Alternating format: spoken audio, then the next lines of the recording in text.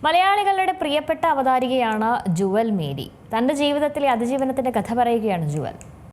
തന്റെ ജീവിതത്തിൽ നേരിടേണ്ടി വന്ന വെല്ലുവിളികളെക്കുറിച്ച് അവതാരക ജുവൽ മേരി തന്റെ വ്യക്തിജീവിതത്തിലുണ്ടായ ദുരനുഭവങ്ങളെക്കുറിച്ചും ഭാവിയെക്കുറിച്ചുമാണ് ജുവൽ തുറന്നു പറയുന്നത്. ഫൈറ്റ് ചെയ്ത് ഡിവോഴ്സ് വാങ്ങിയ ആളാണ് ഞാൻ. വളരെ സ്മൂത്തായി ഡിവോഴ്സ് വാങ്ങിയ ആളുകളുണ്ട്. 1 വർഷമാകുന്നേയുള്ളൂ ഡിവോഴ്സ് ആയിട്ട്. 2021 മുതൽ വേർപിരിഞ്ഞാണ് താമസിക്കുന്നത്. അന്ന് കയ്യിൽ കുറച്ച് പൈസയൊക്കെ ബാക്കിയുണ്ടായിരുന്നു. ഇനിയെങ്കിലും ലൈഫ് എൻജോയ് ചെയ്യണമെന്ന് തീരുമാനിച്ചു. അങ്ങനെ ലണ്ടനിൽ ഒരു ഷോ വന്നത്. അതിന് പോയി. 1 മാസം വിസയുണ്ട്. ആ 1 മാസം അവിടെയുള്ള സുഹൃത്തുക്കളെയൊക്കെ കണക്ട് ചെയ്തോ. ഇംഗ്ലണ്ടും അയർലൻഡും സ്കോട്ട്ലൻഡും ഒക്കെ കറങ്ങി. ഭയങ്കര രസമുള്ള യാത്ര. തിരിച്ച് കൊച്ചിയിലെത്തി. തിരിച്ചു വന്നാൽ ഇനിയും ഞാൻ വർക്ക് ചെയ്യുമെന്ന് എനിക്കറിയാം. എപ്പോഴെങ്കിലും നമ്മൾ നമുക്ക് വേണ്ടി കുറച്ച് ചെലവാക്കേണ്ടേ? ഞാൻ അങ്ങനെ ചെലവാക്കിയതാണ്. 7 വർഷത്തിലധികമായി തൈറോയിഡിന്റെ പ്രശ്നമുള്ളയാളാണ് ഞാൻ. ഹൈപ്പോ തൈറോയിഡിസം ഉണ്ട്, PCOD ഉണ്ട്. തൈറോയിഡിന്റെ റെഗുലർ ചെക്കപ്പിന് പോയി. മരുന്ന് അഡ്ജസ്റ്റ് ചെയ്യാൻ പോയതാണ്. മടിച്ചയാണ് ഞാൻ. 1 ഡോസ് തന്നാൽ തുടർച്ചയായി ഇങ്ങനെ കഴിക്കും. എനിക്ക് വേറെ കുഴപ്പമൊന്നുമില്ലായിരുന്നു. ആകപ്പാടെ ഉണ്ടായിരുന്നത് ചുമയ്ക്കുമ്പോൾ കുറച്ച് കഫം വരും. തൊണ്ടയിൽ ഒരു ഇറിറ്റേഷൻ ഉണ്ടാകാറുണ്ട്. ഞാൻ ആങ്കറാണ്. ഒത്തിരി ഒച്ചയുണ്ടാക്കുന്നതാണ്. അതുകൊണ്ടാകാമെന്ന് കരുതി. ഡോക്ടർ പക്ഷേ ചുമ്മാ സ്കാൻ ചെയ്യാമെന്ന് പറഞ്ഞു. ഞാൻ BSc നഴ്സിംഗ് പഠിച്ചയാളാണ്. കുറച്ചൊക്കെ സ്കാനിങ്ങിലെ കാര്യങ്ങൾ കണ്ടാൽ മനസ്സിലാക്കും. അവർ എന്തോ മാർക്ക് ചെയ്യുന്നത് ഞാൻ കാണുന്നുണ്ട്. എന്തോ കുഴപ്പമുണ്ടെന്ന് എനിക്ക് അപ്പോൾ തന്നെ മനസ്സിലായി. സ്കാനിംഗ് റൂമിലുള്ളവർക്ക് ഞാൻ ജുവലാണെന്ന് മനസ്സിലായി. അവരുടെ മുഖമൊക്കെ മാറി. പുറത്തു നിൽക്കാൻ പറഞ്ഞു. എൻ്റെ ഫ്രണ്ടും കൂടെ ഉണ്ടായിരുന്നു. കുറച്ച് കഴിഞ്ഞ് അവർ ഇറങ്ങി വന്ന് ബയോപ്സി എടുക്കാൻ പറഞ്ഞു. ആ സമയത്ത് ഞാൻ ഭൂമിയിൽ ഉറഞ്ഞു പോയതുപോലെയായി. അതെടുക്കാമെന്ന് ഞാൻ പറഞ്ഞു. ബയോപ്സി റൂമിൽ കയറുമ്പോൾ തന്നെ ഞാൻ ആകെ മരവിച്ചു പോയിരുന്നു. അവർ സമാധാനിപ്പിച്ചു. ക്യാൻസർ ആകാൻ സാധ്യതയുണ്ടെന്ന് ഡോക്ടർ പക്ഷെ പറഞ്ഞു. 15 ദിവസം കഴിയും റിസൾട്ട് വരാൻ. ആ സമയം ലൈഫ് സ്ലോ ആയി.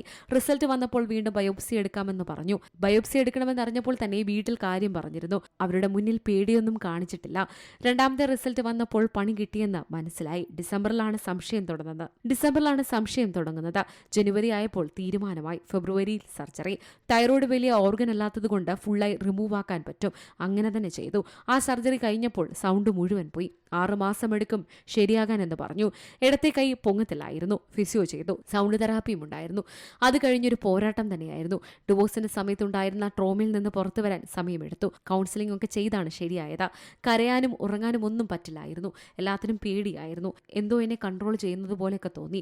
അത് പറഞ്ഞറിയിക്കാൻ പറ്റില്ല. സർജറി ചെയ്ത സമയം 7-8 മാസം ആശുപത്രിയിൽ കിടന്നു. 3 മാസം കഴിഞ്ഞപ്പോൾ ആദ്യ review.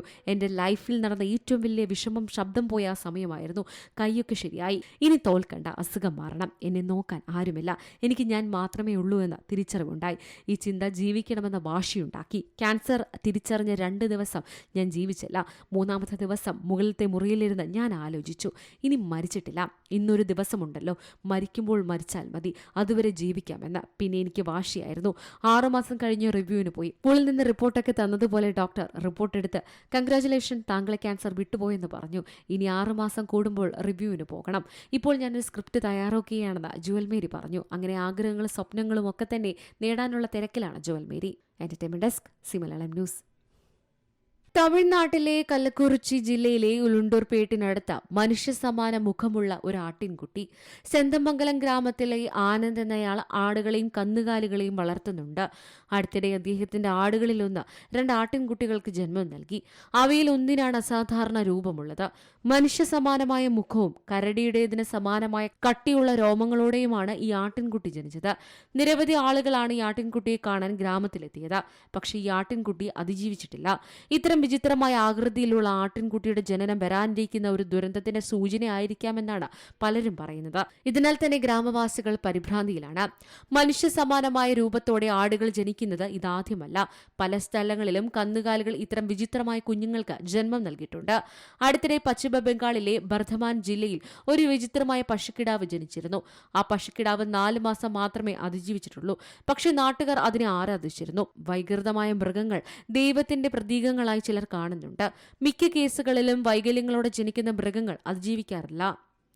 National desk, Zee Malayalam news. ഏറ്റവും പുതിയ വാർത്തകളും വിശേഷങ്ങളും വിരൽ തുമ്പിലറിയാൻ സി മലയാളം ന്യൂസ് എല്ലാ ഡിജിറ്റൽ പ്ലാറ്റ്ഫോമുകളിലും ലഭ്യം.